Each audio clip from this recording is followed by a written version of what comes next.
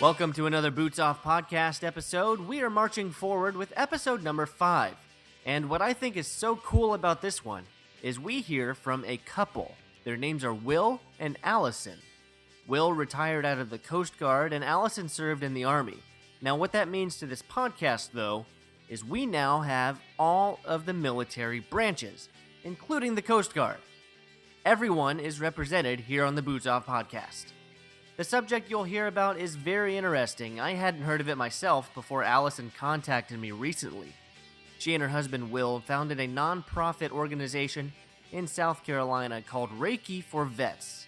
And Reiki is a healing technique that dates back to the early 1900s in Japan, founded by a doctor there. The practice made its way around the world and has been growing in popularity here in the US. So you could probably put it in the same sort of basket as yoga and meditation, practices that were very niche 20 years ago or so, but they're so common now and becoming more so each year. The information that Will and Allison are about to give you is extremely valuable. If it's not for you, it could be for someone you know, so please keep an open mind and feel free to share this with others.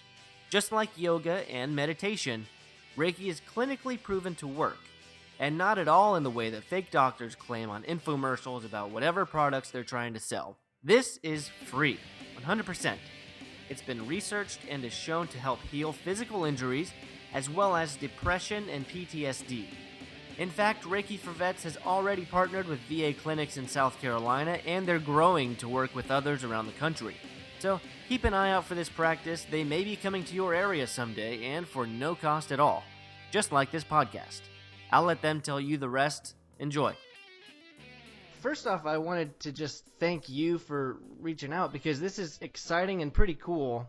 Leading up to this, I'd only had podcast episodes with people I've known. This is the first time that I'm sort of going outside of that realm and informing people of something available to them that many people probably aren't aware of. And so I appreciate this opportunity to talk to you guys. We thank you for the opportunity because there are a lot of people who aren't aware of, number one, what Reiki is, and number two, that it's available free and they have to ask for it in their VA to start demanding that it be available for them, like acupuncture is and massage therapy to some degree. Yep. So we appreciate that. And it's interesting because we completely believe that when you're on your purpose and your path and you're doing what your soul came to do here, that the people and the circumstances are brought into your path. And it's never been more clear since we started this, when VA opened doors for us, like with no effort, and you, I mean, how we found you. I mean, it's just weird because we just started Twitter, and I don't even know where you came from, but you showed up in my Twitter feed, and I was like, hey, I'm going to ask this guy if we can. So I'm just saying all the people and things, they happen for a reason, and so it's really cool. I think you're onto something there. That sounds completely true because I was thinking that same thing. I just started this back in November, and I didn't expect to get any inquiries for a while, but social media is incredibly powerful, and we're moving along here. So first, I want to get to know you a little bit, try to see where you've come from. I know that you're both veterans, and Will, you're from the Coast Guard. Correct. And Allison, the Army. So right. Can you talk a little bit about what got you into the Coast Guard, and what did you do in the Coast Guard? That's an interesting story. So I grew up about an hour north of Milwaukee in a small little coastal town on Lake Michigan, Manitowoc, Wisconsin. And in my teen years, I've always been on the water, around water, and my uncle gave me a small boat, a little pontoon, or not pontoon boat, a little flat-bottom John boat, and an old outboard engine, and said, if you can make it run, it's yours. And I started tinkering with it, finally got it running, got it registered, the whole bit. I was so proud of it. I said, hey, Mom, let's go out in the river and, take a cruise around. And as soon as I did that, we got out in the river a little bit, and lo and behold, the Coast Guard pulls me over in their big, fancy, shiny boat with 2 engines on it, and they were looking all spiffy. And they were just doing their courtesy thing. Hey, do you have your life preservers? Do you have all your safety gear? And we did. No problems. And I just reached back over my shoulder, gave a little tug on the pull cord, engine started up fine, and away we go down the river. And I hear some commotion going on behind me, And I look and I turn back and I look, and here they are. They've got both engine couplings off of their big shiny engines, tinkering around, can't get it started, can't do any of that stuff. It instantly dawned on me, that's what I want to do.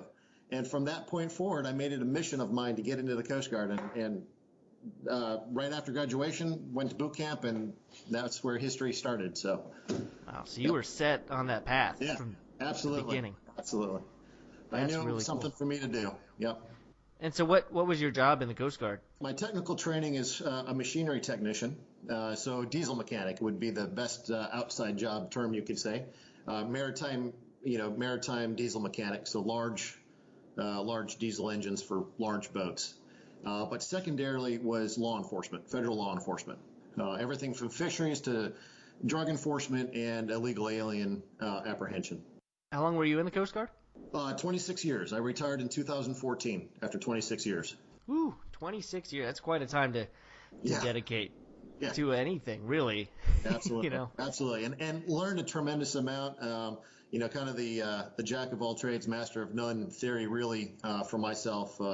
So I've just kind of a whole breadth of different experiences from the mechanic side, law enforcement side, technical side as far as computers and electronics, just kind of the whole spread of stuff, which has really helped me on the outside now with what I do currently as a profession. And Allison, you were in the Army. Well, then you got a doctorate, and you started in school counseling, right? Right. So I always knew I wanted to be an educator, and I started college, and I got bored, and it just so happened we were stationed my husband was at that time in the service. This is a different husband. And we were stationed in Fort McClellan, and he was in the military band, and so I was going to college, and I got bored, and I was like, I see all these females marching around and people that have a job and they have something to do and they're earning money, and I thought, I'm tired of college. So I dropped out after my sophomore year, and I joined the Army on a whim, and I wanted to be in the health science field or something like that, and they said, oh, well, we can't get you in there for 3 months. I said, well, what can you get me in this week? And they said, well, you could be an MP. I'm like, well, that sounds fun. So I did that, and I stayed in for about 2.5 years, and then I got out and went back to school because, of course, that was my love. I just was bored and restless and needed a break. So I finished up with a psychology degree, then went and got my master's in counseling, and then ended up getting a doctorate in ed leadership. And so now I am a counselor in an alternative school for kids in grades 6 through 12 who have some issues with behavior and some difficulties. Wow. And was being an MP fun? As fun as you thought it was going to be? It actually was. It was really fun. It was especially fun when you're a little E3 or E4 and you're pulling over officers' wives on base. It's a little heady. I've heard that before. That's always a highlight, I think. That's sad to say, but unfortunately it's true. It's the little things, right? That's right. And wow, so that's a lot of school that you had to go through. You really said it. You must have loved being a student. I really did. And I think I'd be a permanent student if somebody would fund it for me. But yeah. And so counseling. And working in a school is nice because you feel like you're still a student, kind of.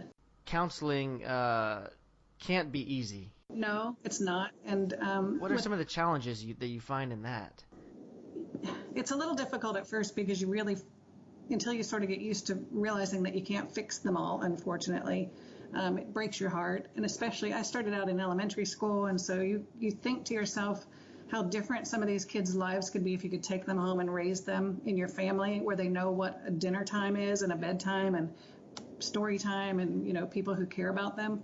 So knowing that you can't intervene with the family, with their families is the most challenging thing, I think. But because they spend so much time in a school, the educators that work with them during the day, we really try to be good role models and just do what we can. But it's getting difficult. Kids have challenges like never before. And I've been in this over 20 years now, and I've seen things change a lot with the breakdown of the family and the breakdown of society, and the expectation that teachers and counselors are going to fix the kids, and they are the be all and end all for these kids. I mean, anything that goes wrong, the parents call us and say, hey, fix them, help me out here. Or I can't get my kid to go to school when he's 5. And I'm thinking, well, if he's 5 and you can't make him go to school, what are we going to do when he's 13 and 18? And And so it's kind of sad, but every day there's joy as well.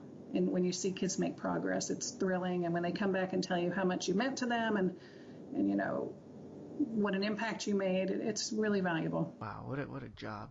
That's amazing work that you have to do every day. I can't imagine if my kids, I have 2 girls, and they love school, and they have so much fun going to school and telling me about their day every single day. And that's great. I can't imagine. I mean, I'm sure there was a time in my life when I was like, I could be done with school. I don't need this in my life anymore. But probably not, until high school sometime, where I just figured out what I wanted to do, what I thought I figured out what I wanted to do with my life. But right. I'm still trying to figure that out, honestly. I think sometimes we all are. So how did the 2 of you meet then? Well, that's another karmic kind of story. So a blind date. So it was literally a blind date. That's the short version of the story. The roundabout version is I actually celebrated my 19th birthday on board my first ship that I was on. Celebrated my 19th birthday. The very next day I had duty on the ship, so I had to stay on board. And the ship was stationed in my hometown of Wilmington, North Carolina, by the way. And I sent out to have somebody get me some dinner, which was McDonald's, and a big bag of McDonald's food. And I was going to sit down and watch a movie in the rec deck with the rest of the guys. And as I came by, one of my friends that was on the phone with his girlfriend at the time asked me where somebody else was that he was supposed to hook up with to go to this party. I said, well, I think he's already taken off for the night. I'm not sure where he's at. He said, well, how about you? You want to go to this party? I'm like, what party? He said, well, there's going to be a bunch of mature women there. There's going to be a bunch of older women there. And I said, So I opened the door to the rec room, held my bag of food up. I said, anybody want to take my duty for this, for the McDonald's? And somebody's like, sure, I'm here all night. So we swapped duty for that night, and rest is history. 28 years later. 28 years. Yep. It's fantastic. Yep. Yeah. It's been a great ride. Love over McDonald's. Absolutely. I wrote a blog about it, how I was traded for a bag of McDonald's. I take that as a compliment. Yep.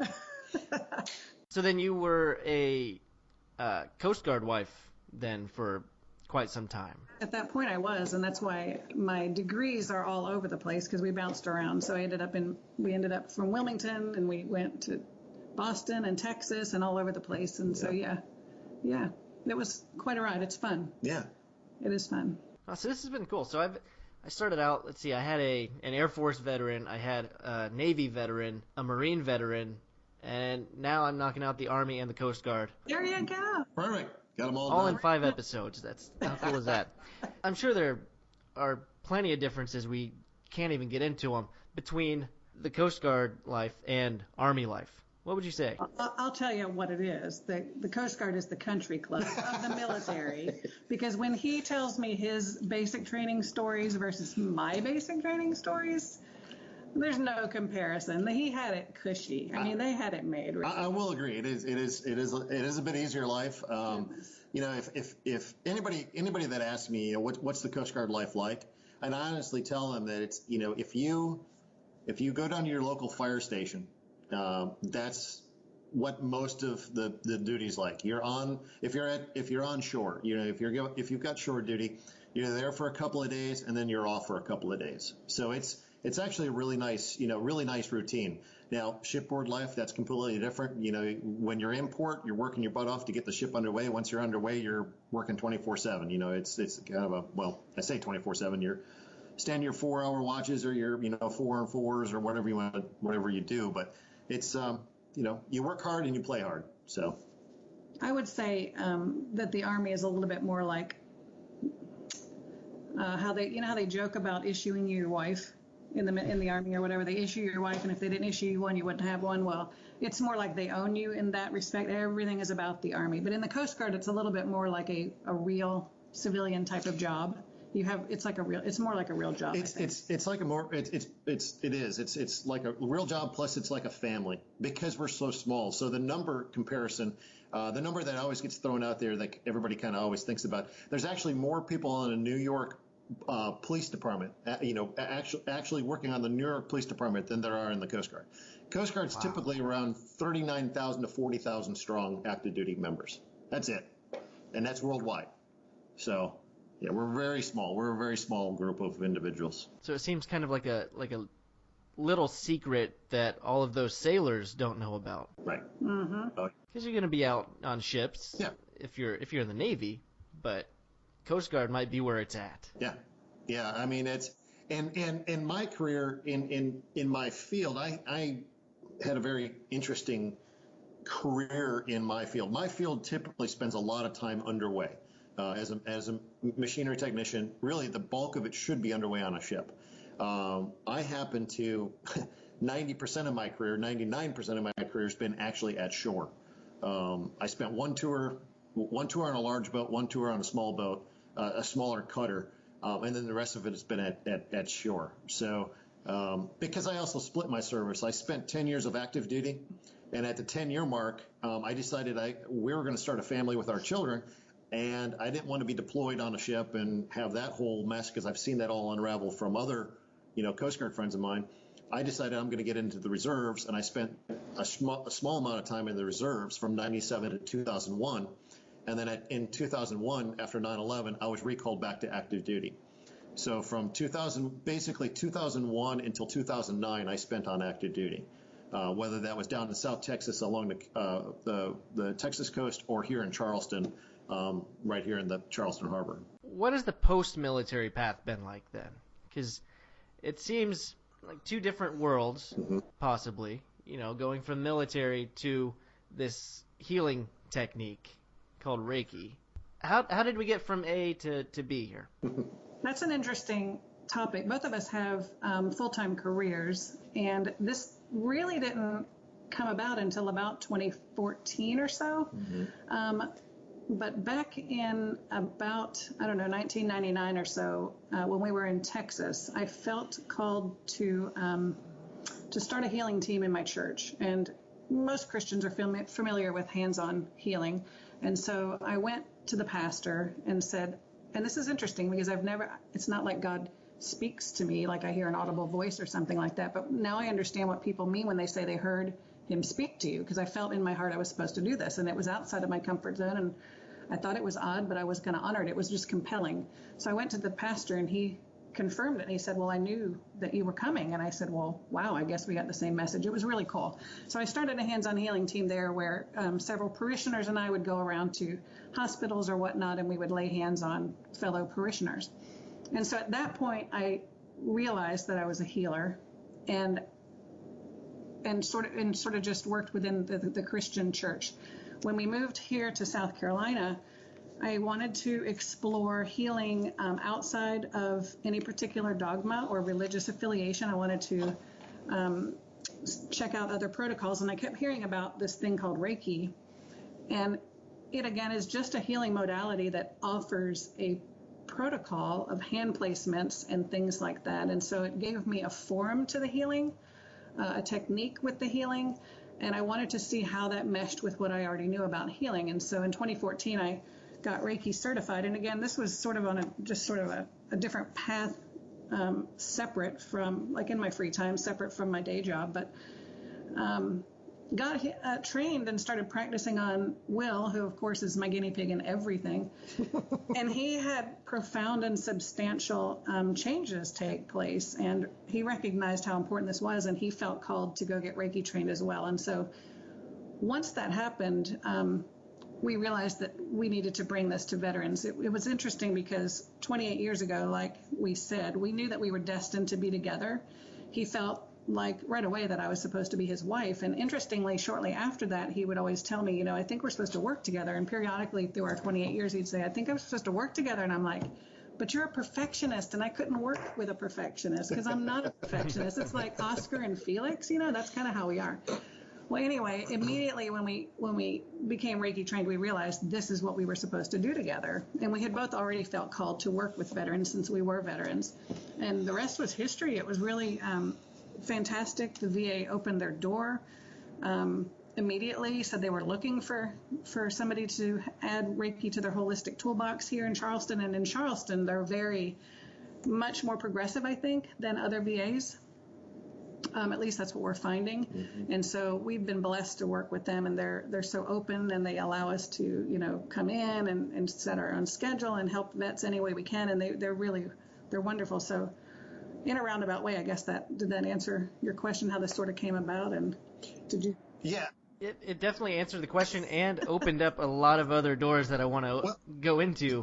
I was going to say, if I can kind of backtrack to a certain point at which it, really took effect for me. So, Allison kind of gave me the full snapshot up to kind of like today time. But, for myself, I retired in 14, and I did a lot of government contracting up to a certain point. Then I started working with a startup company here in Charleston. Well, in that process, I also put in and started, my VA claim process for lower back issues and different other issues that, a lot of service members have. And so I'm a disabled veteran and have the, disabled veteran rating and the whole bit, and really had a lot of severe lower back issues, and determined that I've got some, bulging discs and pinched nerves and so forth. So the VA being the VA, they're going to go through the whole course of action of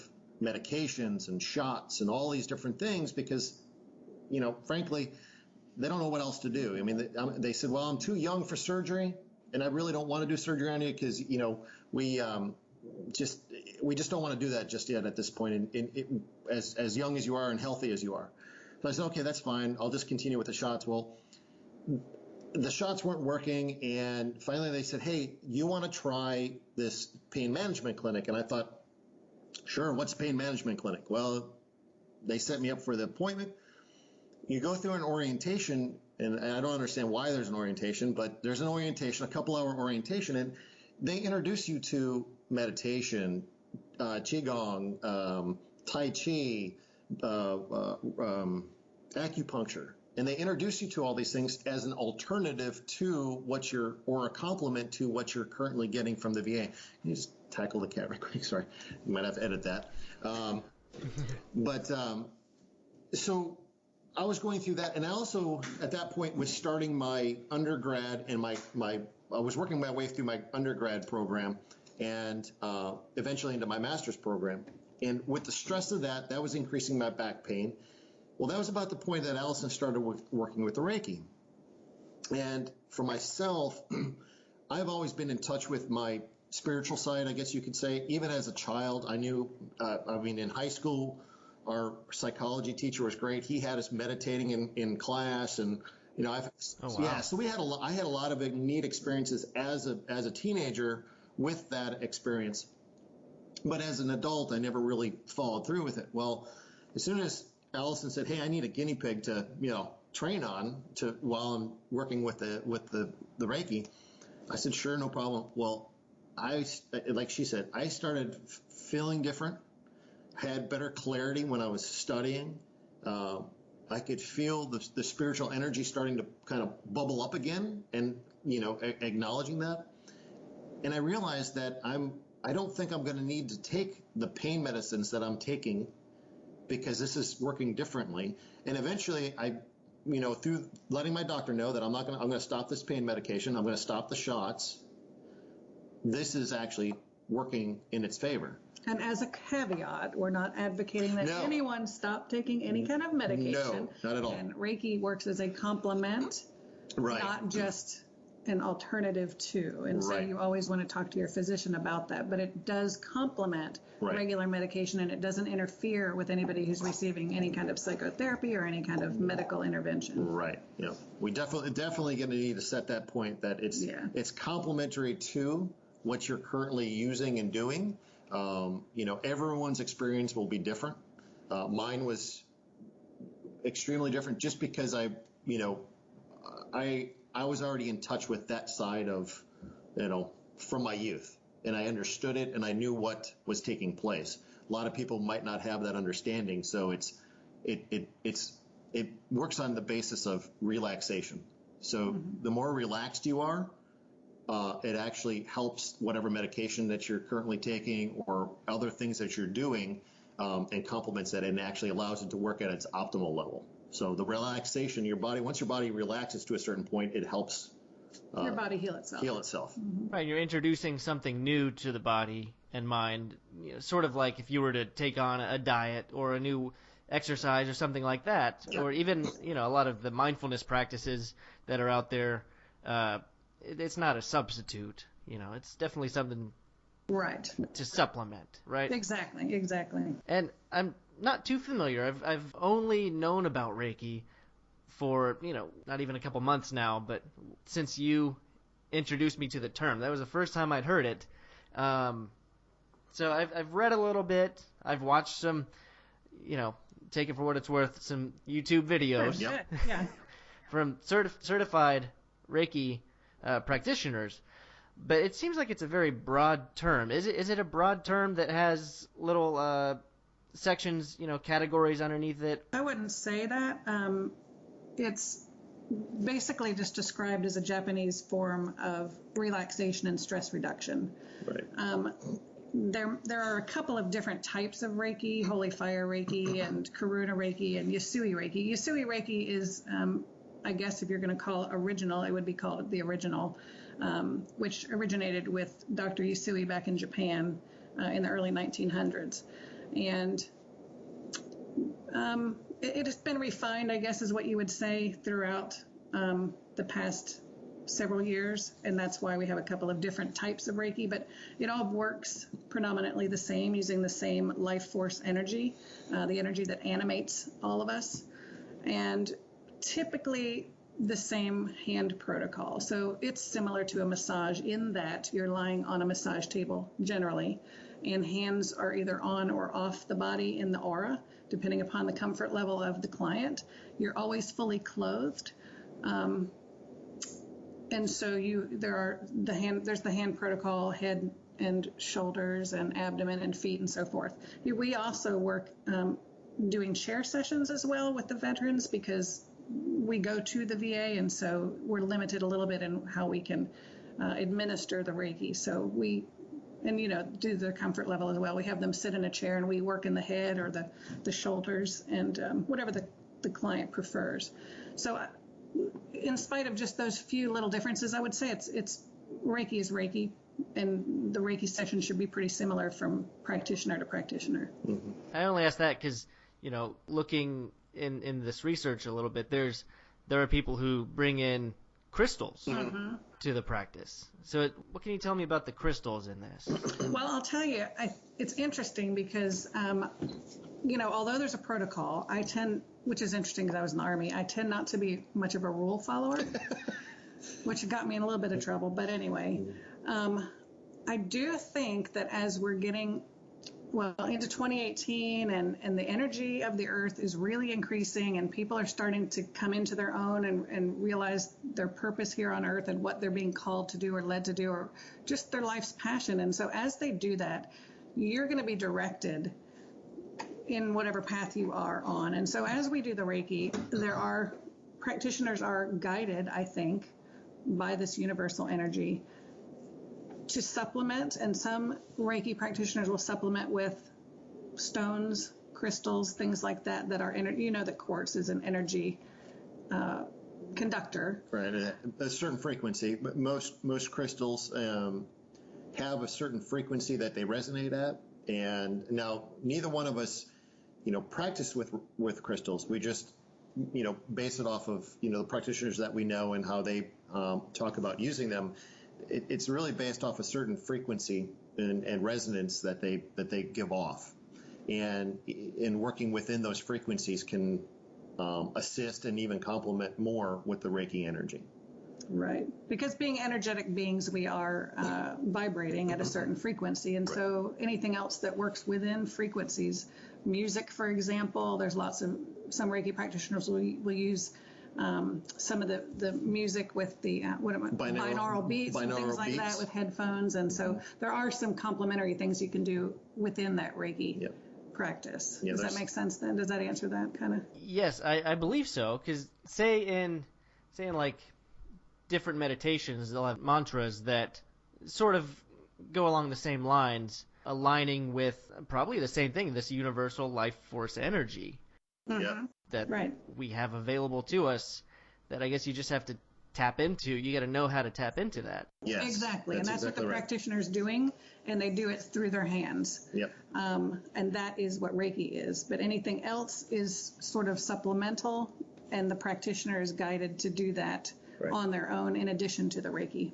that's flowing through their hands. Okay, and I don't know how much you can get into and how it can be delivered, but how do you do this with your hands? Are you just like are you creating a sensation with your mind, or I don't even know how to pose this question. How that's does a good that question. That's really it's interesting when you're trained in Reiki. Your Reiki master, your teacher, does what we call an attunement, which aligns you with the energy of Reiki so that you can, and for lack of a better word, I don't like this word because a lot of people, it has negative connotations, but you're a channel for the energy, if that makes sense. So a conduit. A conduit's probably a better way. You're a vessel to allow the universal. I'm using my hands here, and we're over voice here, but you're allowing the universal energy to come in through the top of your head and basically move through you out through your hands. Okay, and it sounds when you visualize it, you can kind of visualize a stream of energy coming in through your head and just kind of radiating out your hands. And in essence, that's what happens, because when we practice the Reiki and when we're working with our clients, some of the first things that they say at the end of the session, your hands were so hot, it felt like they were on fire, and that's the energy moving out through our hands, and it's really an interesting thing, because my hands aren't typically overly hot, but as soon as I put myself into my Reiki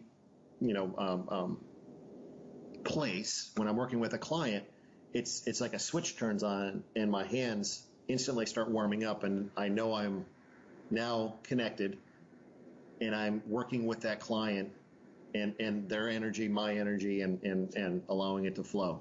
And interestingly, it works a lot with intention as well. Mm-hmm. Our intention is what drives this process, and it isn't really unlike what we do when we're praying for someone and they're in Kansas and we're in Maine, and we're sending them loving energy, basically, is what you're doing when you're praying.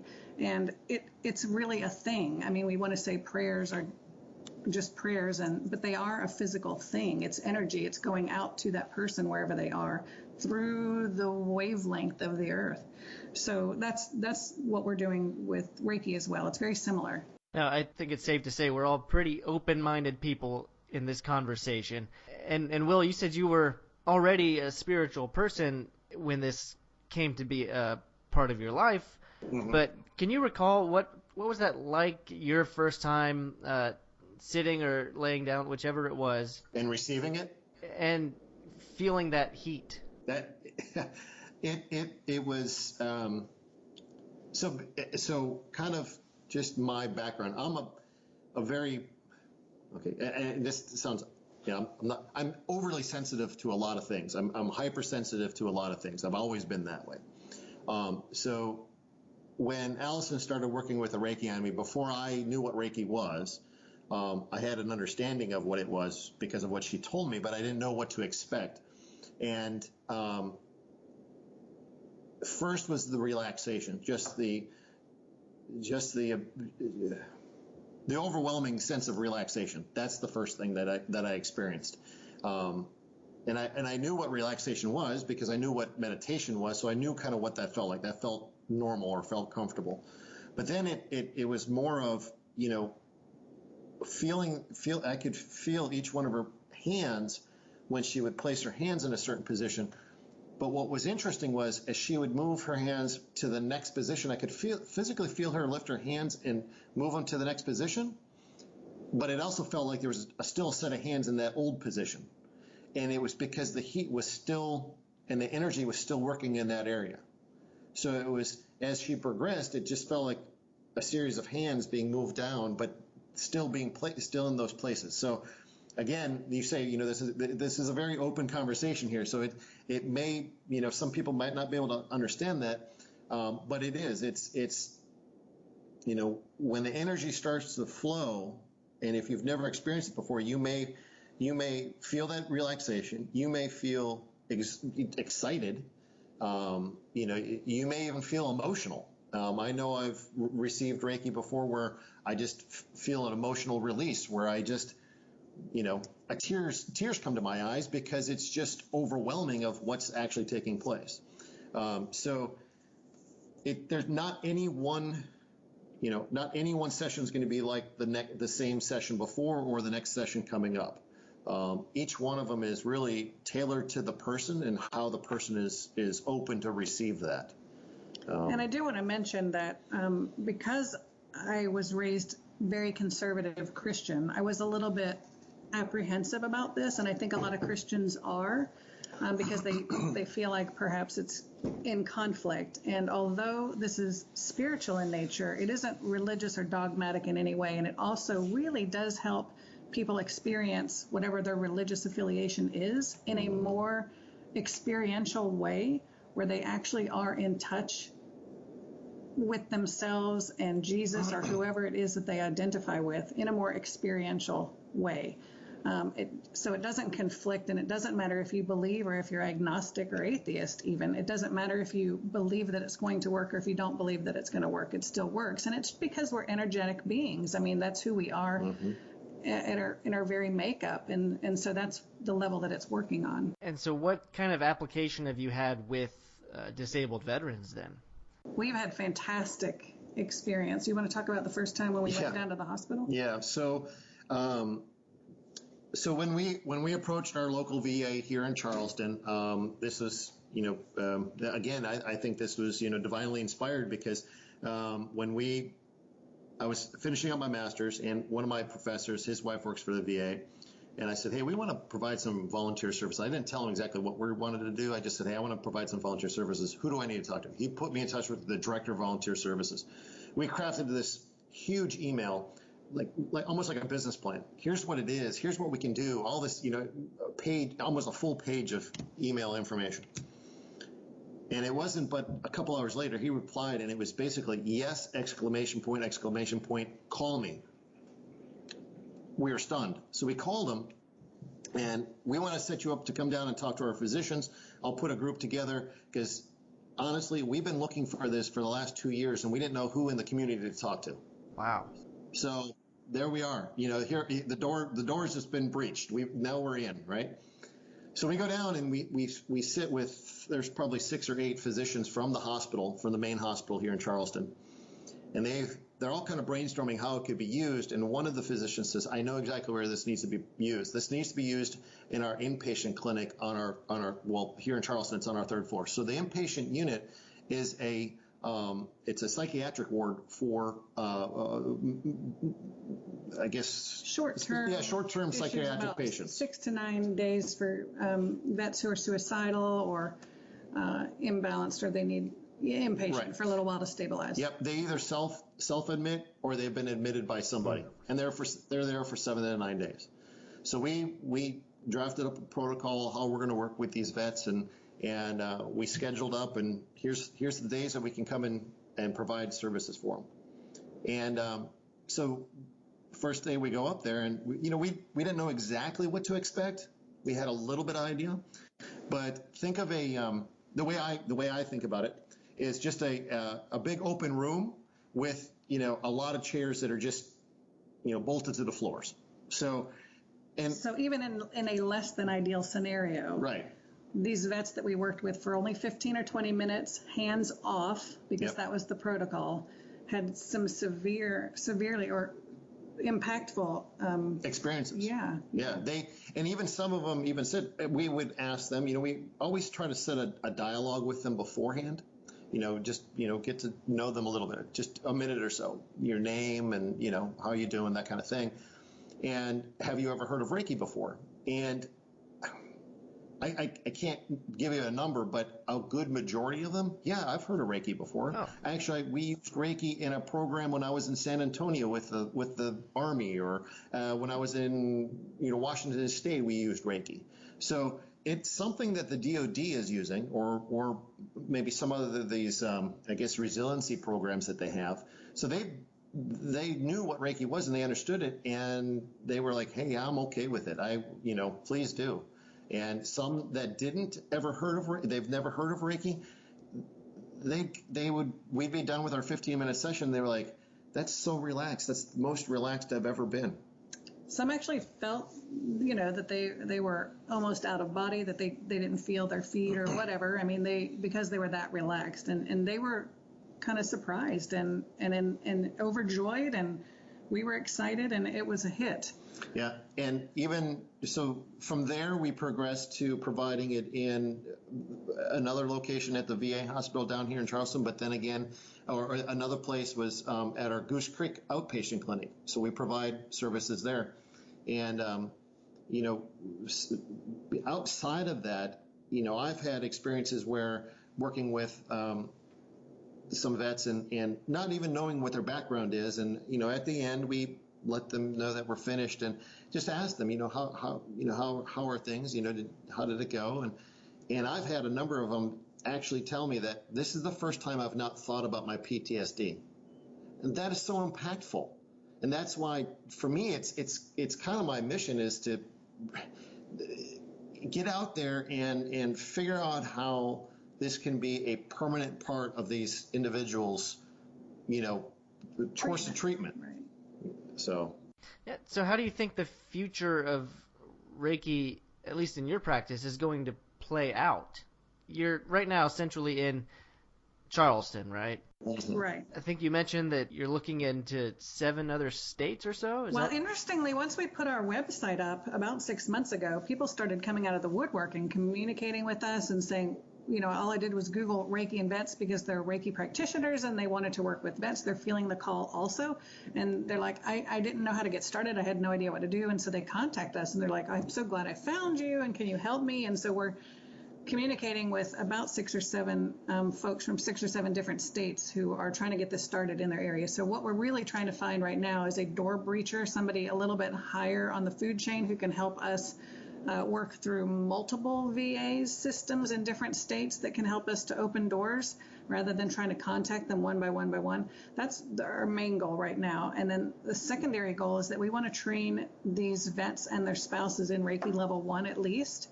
Because, if you give a man a fish, you feed him for a day. But if you teach a man to fish, then they can self-treat or treat each other, the spouse and the vet. And so that's critically important. And we're getting ready to start our first training class with some of the vets in our area. The last thing that we want to do is we want the VA to start paying for full-length Reiki treatments, just like they do for acupuncture, whether that's through the choice program or whatever Congress is doing right now to adjust and fix that whole stuff, all of that stuff. Mm-hmm. So those are our 3 main goals right now. And we're getting a lot of exposure through you and other neat people who are being brought into our path. We hooked up with an organization called the Illuminate Festival. Hopefully people will look that up, Illuminate Festival. They're in major cities. They're getting ready to be in Nashville this weekend. They have a big one in Maryland and one in Myrtle Beach in April. And we've been invited to speak in Myrtle Beach in Maryland to talk to more veterans and just practitioners and people who are interested in helping us get the ball rolling. My thought process, just like anything else, this is a grassroots organization. And a grassroots organization doesn't just sit by idly and let it happen. You have to be engaged in it and out there, kicking down doors, talking to anybody that's willing to listen, like yourself and your audience. And, by doing that, it does draw out those people that say, hey, you know what? I know somebody, or you know what? I want to help and I want to do something for these people, or I want to, I have a buddy that can get these guys into this place. So it's by just pure exposure and not having a fear of, just getting out there and talking about it. And that's been our main goal, is just to get out there, kick down the doors and start talking about it to anybody. Because I'll tell you, you may not have heard about it, and a lot of people may not have heard about it, but if you start asking around, you're going to find all kinds of Reiki practitioners. They're all over the place, and yet we're probably where yoga was about 20 years ago. We want to make this mainstream, and there are proven research. There's proven research already that this works wonders. The Warrior Resilience Program, especially in Texas, there's a program in Virginia and in Washington State that have already shown that this is significant in helping disabled vets with PTSD and other traumas, sexual abuse trauma, all sorts of things. And so it's proven to work, and we want vets to have access to it. Our primary goal is disabled veterans and, those primarily with PTSD. But this is something that really, needs to be part of just an everyday lifestyle. I don't want to say change, because change is a big word for a lot of people. A lot of people don't want to change. But if you and it's not something that you have to over glorify and overdo. It's something you can just, while you're driving to work, you can just, call in Reiki to calm yourself down before you get to work, or work your way through traffic, or before you leave the house. It's like meditation. You take 5 or 10 minutes out of your day to do a little bit of meditation to kind of settle the nerves, or settle the energy. It's the very same thing. You take 5 or 10 minutes out of your day, you use the Reiki to work like that, and it really does wonders. It sounds like it's a form of meditation with those benefits, with some added benefits thrown in there. Yes. Exactly. Yes. And what's really interesting is all of these other potential partners, these VA hospitals and clinics, they don't have to just buy into the experiences from Charleston's VA, but there's actually clinical research and studies about Reiki. Correct. That's absolutely right. Yep. So what are some of the benefits that are told through these clinical studies that you can talk about? Well, it's been shown to speed healing time. So if you're in the hospital, you had surgery or something, it speeds healing. People are exited out of the hospital sooner and with fewer complications and side effects, less need for medication, just typical things that are associated with speed of healing and increased feelings of resilience and well-being in general, overall well-being. And just, the kind of the self-awareness. For myself, what I find is the more I do it, the clearer thought patterns I have. And the work environment that I am is a very stressful work environment. Being in a startup company, it's very chaotic all the time. You don't know whether you're going to be successful, or you're, at 9 o'clock in the morning, you're successful. By noon, you have no money, you're going to fail. By 3 o'clock in the afternoon, you have all the money in the world again. So it's this up and down. Well, I have to balance that somehow. And in order to balance that, I use that as my framework, and it just all puts it on a nice level playing field. So, there, as far as the clinical research,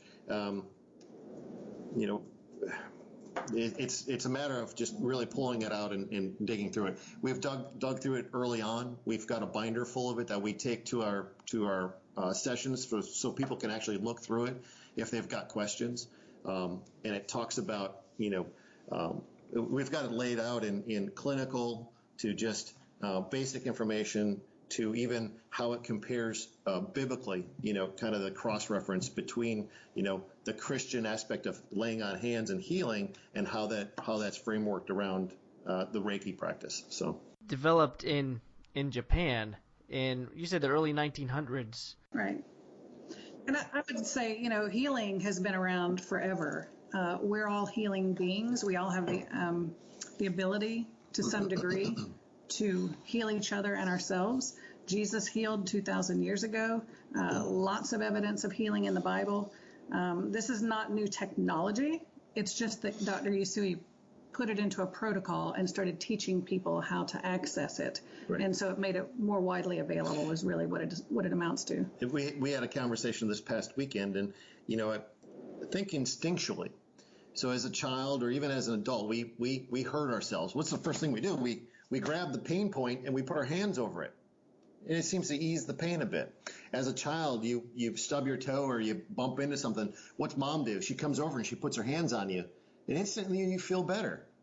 It's that same aspect, because mom at that point is transferring her love through her hands to you, to your pain point, and you feel better. You feel comforted.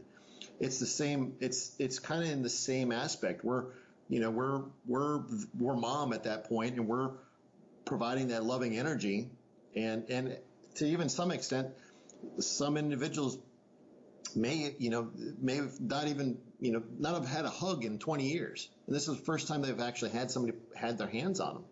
So it's going to have a sense of calming, and loving and caring. And there's already a lot of research out there about loving touch and how much humans need physical touch from each other. And so a lot of times people just haven't even had a loving touch or experienced that. And there's something to be said just by placing your hands on somebody, even if you're not Reiki trained. Especially at these times when you have patients who are suicidal or really battling that PTSD. Right. That is very important to them. And I really like that analogy of, the mom caring for the child. Yeah. That really puts it into some easy to understand concepts there. And you want to talk about a startup. This started back in the early 1900s, and it's, of course, it's been progressing and getting bigger and bigger. Well, now it seems to be booming. It is. So it might take a while for a startup, but and you see, it'll get there. When people ask me, well, where do you see Reiki and all that, and Allison says, we want to make it mainstream, and really that to me was a vision. I mean, I had a vision that Reiki needs to be mainstream, and when I framework that, I say, well, look at yoga.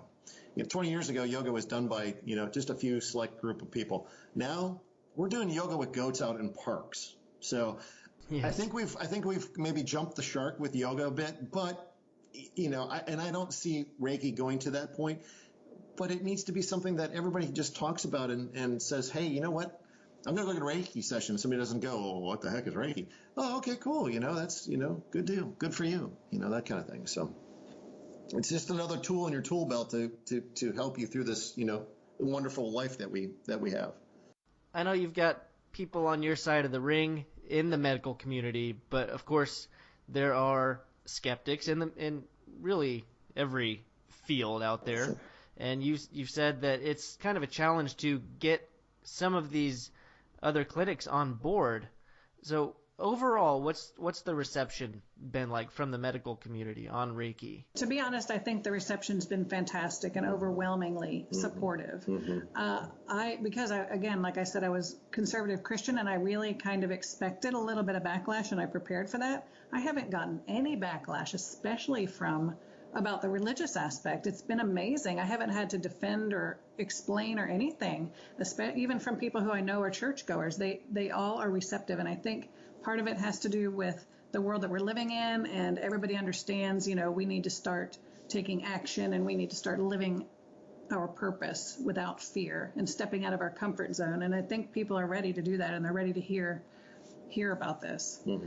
So it's been very supportive. The only difficulty with the VA is that it's kind of disjointed, and so it's not like there's one, well, at least we haven't found yet, one central location where we can go to unlock all of the doors. And so with each VA, you're dealing with a different person who's the gatekeeper, and what do they know about it, and it's just a behemoth organization like any government organization, so it takes time to talk about it and explain what it is and have people open their door. And more to your point, as far as the detractors, I can't say any of them have actually been placed in our path yet. Now, that's not to say that they're not going to be. I'm sure as it gains more exposure, more people are going to be critical of it, just like anything else. If you're a Christian, you have your detractors. If you're an atheist, you have your detractors. So each one of them will have their own talking point. We come at it from a place of love. If we're framing everything in a sense of love, it's sort of hard to argue with. It's hard to argue with somebody when you're coming from a hard spot. Right, it's loving energy that we're providing, and so there's not much to argue with. And once you give somebody a session, 15, 20 minutes, they're pretty much a believer.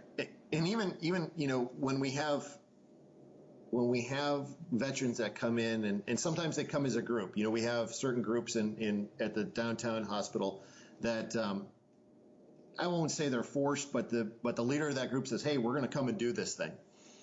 And some of them may not want to be there, but what I tell them is, nobody during your day is going to ask you to sit in a chair for the next 15 minutes and just relax. That's all I'm asking you to do.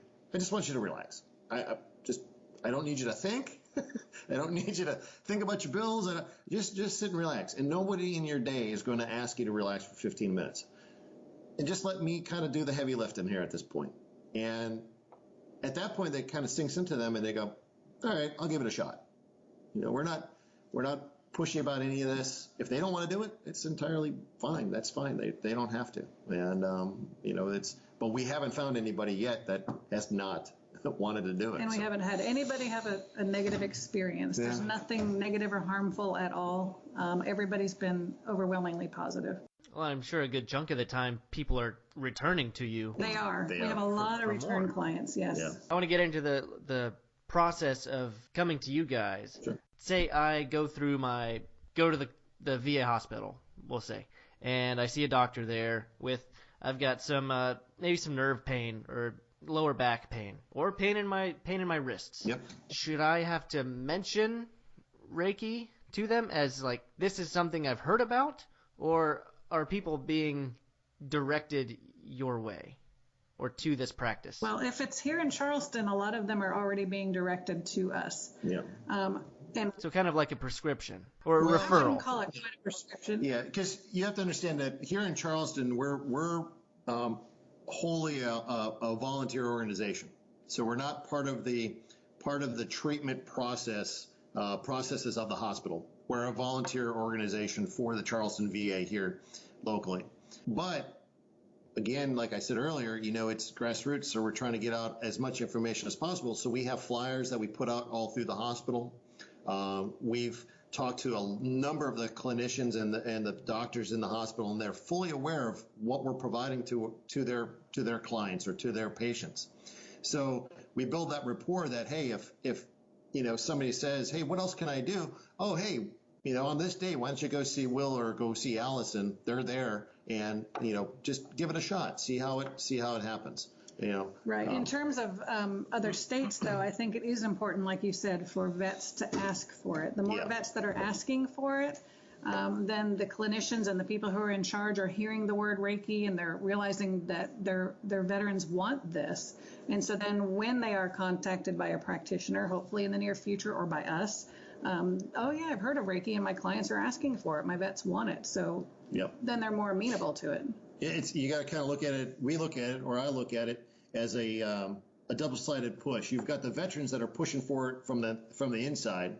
Maybe even a three-axis push. You've got veterans that are pushing for it on the inside. You've got practitioners on the outside that are trying to pressure in.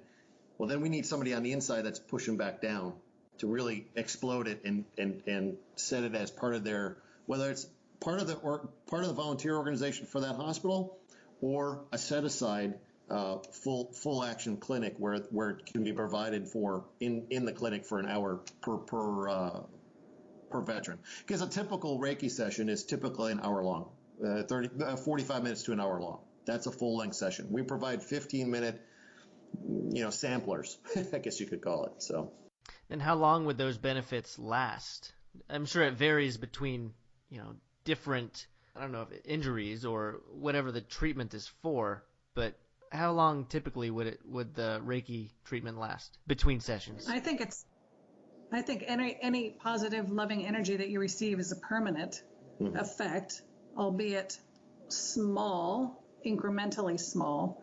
Obviously, the more frequently you receive a treatment, the more potential for benefit.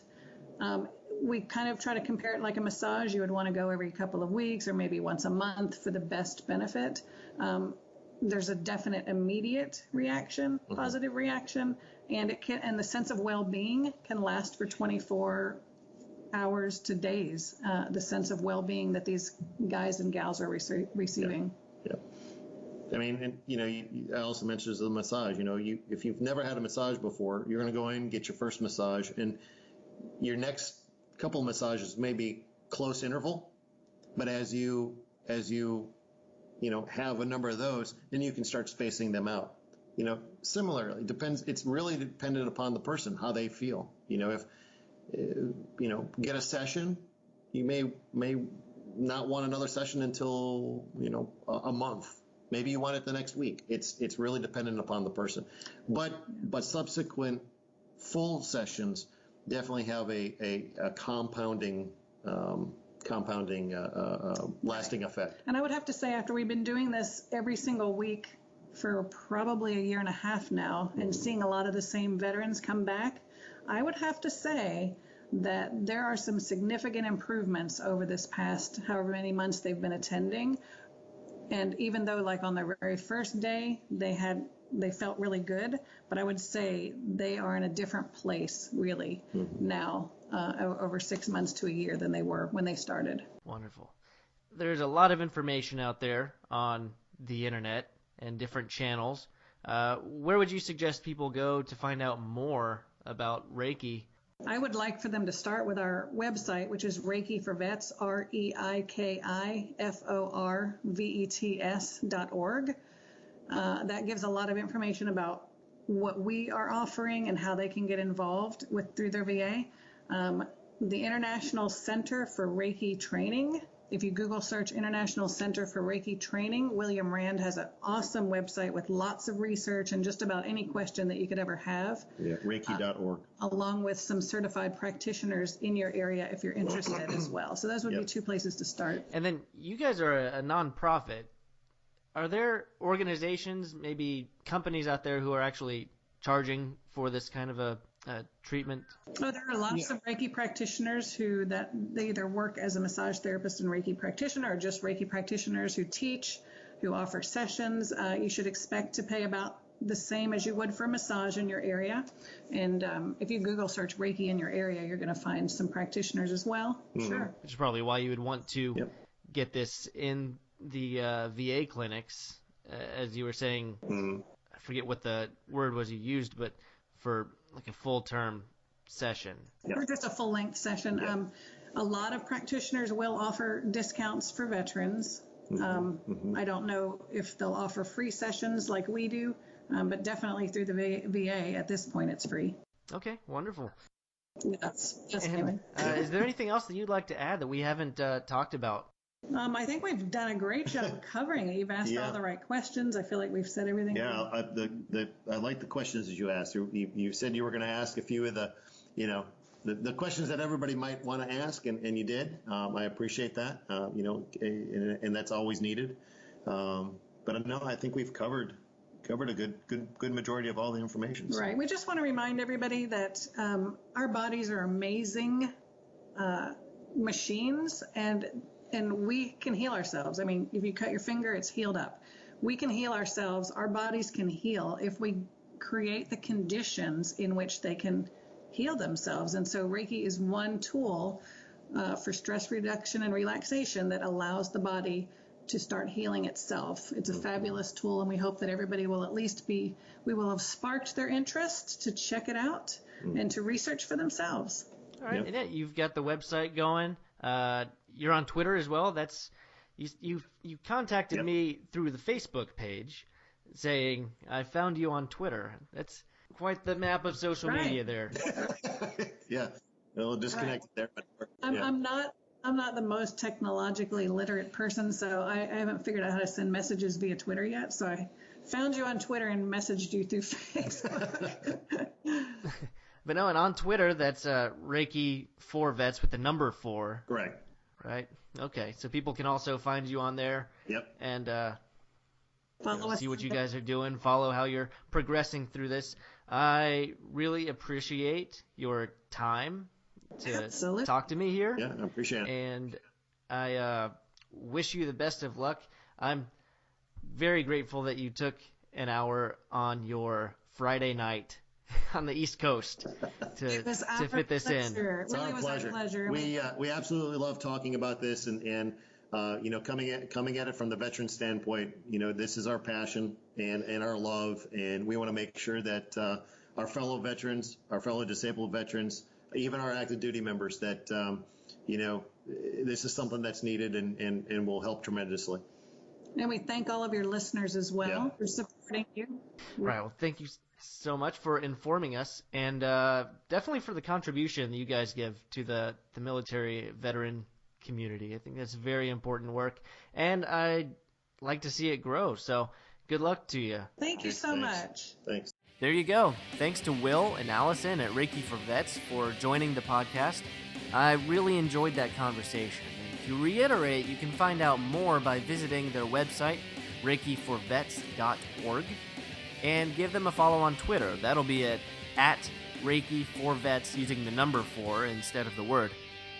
I think they're doing some amazing work, and I hope they can continue to grow to provide this free healing service to more of our folks in need. They're super good people. Now, before I get out of here, I want to remind you of the Patreon account. This is a free podcast for listeners, but it is self-produced, and of course that does cost time and money. So if you find value in what you hear on the Boots Off podcast, please consider dropping in enough for a cup of coffee or whatever, I don't know.